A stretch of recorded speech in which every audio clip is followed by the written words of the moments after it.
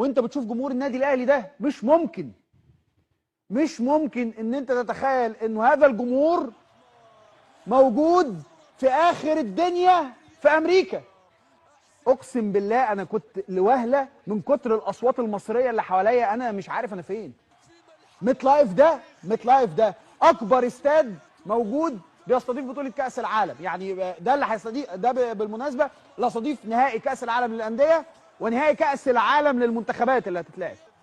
انك تشوف هذه الجماهيريه والشعبيه لفريق مصري وعربي، لابد ان تشعر بالفخر. جمهور الاهلي عظيم يا جماعه، عظيم بجد. اللي عايز يراهن على الجمهور ده، راهن على الجمهور ده، عمرك ما هتخسر. راهن، روح يا باشا بقلبك، ما تقولش لا. ويا بخت اللي شاف الجمهور ده وعاش معاه.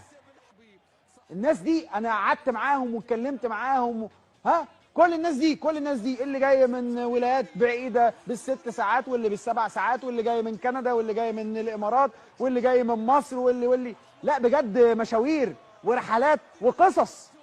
كل واحد من ال60,000 اللي كانوا موجودين دول عنده قصه تملى كتاب، قصه حلوه، قصه بيقول فيها انا جاي ورا الفريق اللي بحبه، انا نفسي اشوف الفريق اللي بحبه، انا ورا النادي الاهلي. على فكره هتتغير الاسماء وهتفضل مشاعرهم هي تجاه النادي ده، تجاه الفرقه دي، تجاه الاسم، تجاه